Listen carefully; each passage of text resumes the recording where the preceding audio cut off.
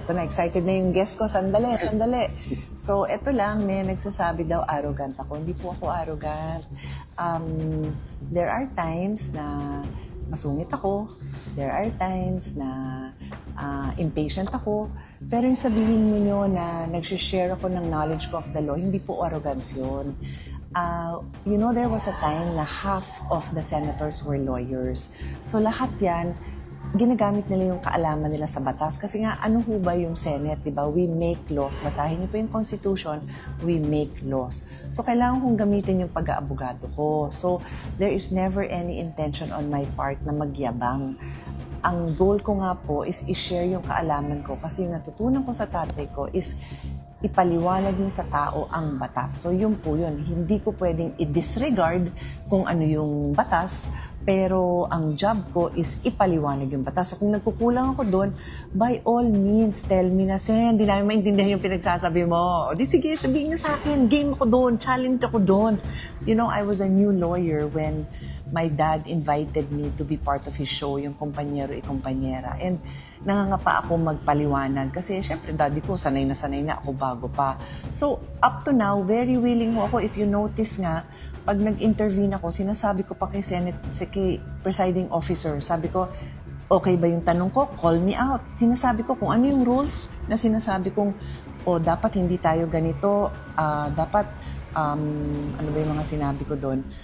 Kung ano yung sinasabi ko na dapat sundin, sabi ko, pati ako, call me out. So, wag niyo kong iisipin na arrogance yun. And if sa tono naman ng boses ko, pasensya na po. Kasi nga, hindi naman ho ako trained na mag-modulate ng boses. Pero hindi ho ako nagyayabang in any way.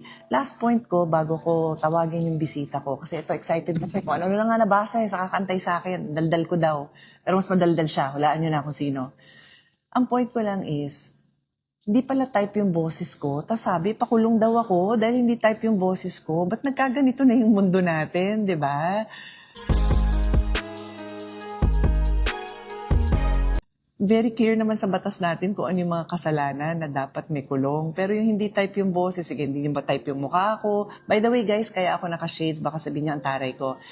Graded po to. Nagkataon na ito yung dala-dala ko. So, yun. Kaya, kasi pag hindi ko sinuot yan, hindi ko na mababasa yung mga names ninyo. But pag nakasalamin ako, I can read. Sabi ni Tess, we support you. Thank you so much, Tess. Tapos sabi ni Justine, kamusta po? And I'm fine, Justine, kamusta ka rin? So I won't be able to read kung wala ang aking salamin. So yan, graded po kasi yan. Eto na, yung bisita kong sobrang excited na mag-join sa atin. Eto na, hulaan nyo. I wanna know kung may hula kayo, kung sino yon. Hulaan nyo. Minsan lang kami magsama in our FB Live. Hi guys, special edition to, especially sa mga walang tulugan because it's 11 o'clock. And dun sa ating mga OFWs na nasa ibang time zone, this is for you, Al. Say hello. So God bless all of you. I'm listening to Ate Pia.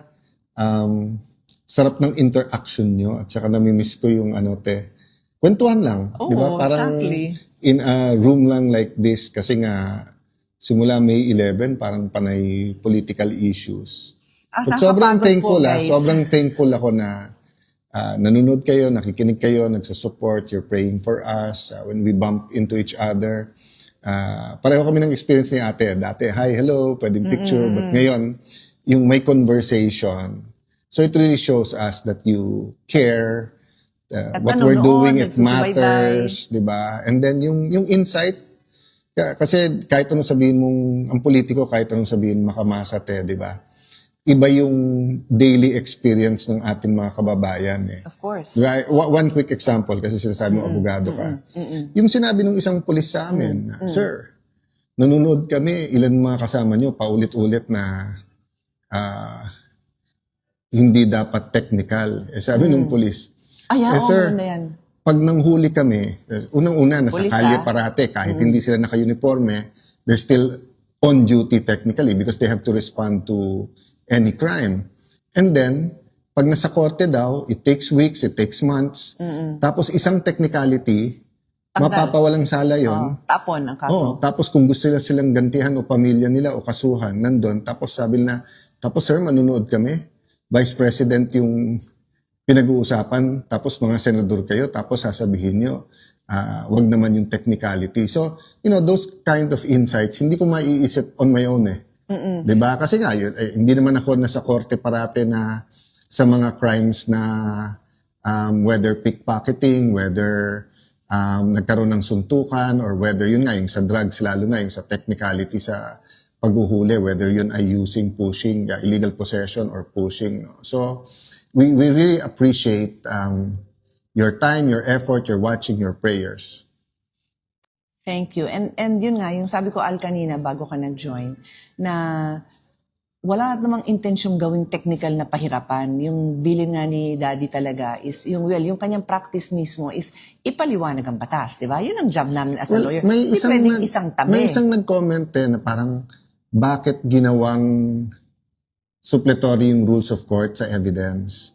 Actually, yung first impeachment na nandun ako, which is yung sa Corona impeachment, I felt the same way. Sabi ko, ba't nasa rules yon? And I think it was Senate President JPE who said sa parang isang caucus natin, anong gagamitin natin kung hindi yon? Yun nga. So parang You sa akin have to have naman, some kind of rules. pero sa akin naman, parang, hindi, kaya nga impeachment, it's quasi political. So meaning, parang hearing sa Blue Ribbon or hearing sa Justice Committee. Pero hindi eh. We all agreed that it's such an important, kaya nga trial siya, hindi siya hearing lang eh. 'Di ba? Hindi siya town hall, hindi siya parang sino mas popular, palakpakan natin to, or see who made the better points. It's also not a debate, 'di ba? It's really a trial. So it takes time, it takes effort, but let me put it this way, the end does not justify the means. So kung wala kang rule, kung ano yung means mo to get to the end, Paano? Palakasan na lang. Yun na nga eh. That's the reason why we have rules. I cannot help but think of this example. Narinig nyo na ang sabihin na basketball nga may rules, di ba? Tapos pag nag-foul ka, bibilangan ka ng foul. Pag nakailang foul ka, out ka. Di ba? May rules. But tanda mo nung bata tayo, sorry. Nung bata tayo, kahit matuto ka palang magpatintero, may rules yun eh. Di ba? Nandun ka sa guhit. Sa guhit ka nakatayo. Hindi ka naman pwede lumagpas sa guhit at puntahan mo yung kinakalabit mo, iba naman yun, habulan na yun. Iba naman yung rules.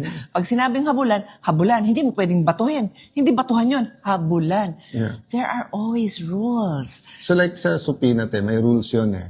So isang pinag-uusapan namin, pinag-aaralan namin, and back and forth kami ng lawyers ko is, kung yung ni-request na supina para sa AMLA, sa anti-money laundering, sa bank account, sa mga bangko, at saka sa BIR, whether nag-comply. So, ang style na ginawa ko sa lawyers na tumutulong sa akin, sabi ko, guys, maghati kayo. Kalahati sa inyo, kamping-kampi sa prosecution, kalahati, kamping-kampi Parang sa... debate ng high school, di ba? Choose a side. Para I can see both sides, and then I can... Ganun naman din ginawa ko sa team ko. Isulat nyo, both sides. Ito yung mabigat, di ba? So, kanina, I was mentioning, na may senador, sabi ko nga, sa pagkaalam ko, nag 2 times yung SALN, pero siya na nagsabi kanina, hindi, 4 times. So that in itself doesn't mean na may mali. Oo nga. That in itself doesn't mean na may i-declare mo nga di ba? So I was making the point, but halimbawa, hindi ko siya gusto. So pwede ko bang tawagan na kagad yung AMLA, yung BIR, at saka yung supina kunin yung kasi ganun ang parang isang lumalabas dito sa kabila. It's another story, pero rather than sagutin, etc., iba yung sagot. But my point is, guys, pagka kasi may rules, protection natin lahat yon. Kasi hindi naman pwedeng, pag magsasaka ka, iba yung rule sa'yo. Pag bilyonaryo ka, iba rule sa'yo. Pag abogado ka, iba rule sa'yo. Di kung ganun, parating panalo yung rule makers. Yung rule maker, yung sinong gumagawa ng rules. Kasi papalitan lang yan ng papalitan eh. Diba? Or yung joke sa atin nung bata tayo, yung golden rule.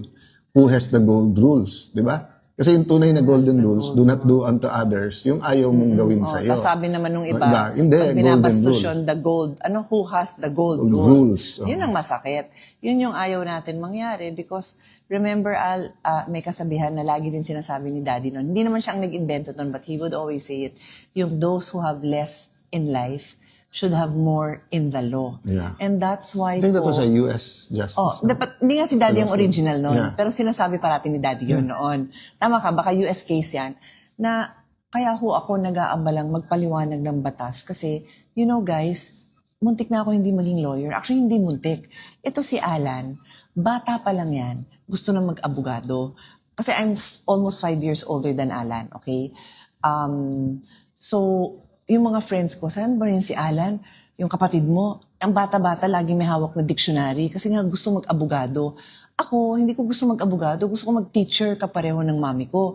Then at another time, gusto ko mag-journalist. Anyway, ang At tagal. saka sa pagmamahal mo ng sports, gusto mo mag-chiropractor one time. Oh, gusto ko mag-chiropractor. Isa pa lang chiropractor sa Pilipinas noon. Gusto ko na mag-chiropractor kasi ang hilig ko talaga sa katawan yung sports, palakasin ng katawan. Health, And now, nandiyan na yung mind-body connection, di ba? Mas maraming evidence to show na a healthy body is a healthy mind. Kaya kahit si Alan nagsume, I'll get dati mataba yan, hanapin niyo mga pictures, I'm so proud of him. He was like, 40, 50 pounds heavier? He looked 20 years older, 20 years ago. Yung mga naman, 20 to 30 lang. Oh, sige. Pero basta, you're so fit, you're fitter now. I'm proud of you. Thank you. Nag-iisip siya, nag-elliptical, yung parang treadmill, pero hindi tagtag sa tuhod. Anyway, wala tuloy yung pag-iisip ko. Sa rules. Those who have less in life should have more in the law. And that's why, muntik na nga ako hindi maging abogado. So, nung naging abogado ko, sabi ko, feeling ko, calling ni Lord sa akin yon.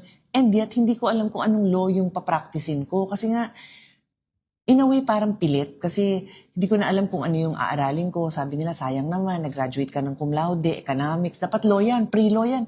Ewan mo ko hilig, parang but napunta ako doon, then awa naman ng Diyos, magaganda naman grades ko, pumasa naman ako, nag-graduate ako with honors. So sabi ko, ano bang law gagawin ko? I did, because ang tatay namin was a lawyer and a practitioner sa law office. Sabi niya, you have to work in a law office para yung tuloy-tuloy, para ka nagma-masters, tuloy-tuloy yung training mo. Didikdikin ka talaga, pero kumbaga sa doctoral, para ka nagre-residente. Balik ka pa, aral-aral. So I did that, not knowing na ang calling ko pala is to become a senator. Hindi ko po alam yun. Hindi ko po alam Walang yun. may Wala alam sa akong atin. balak.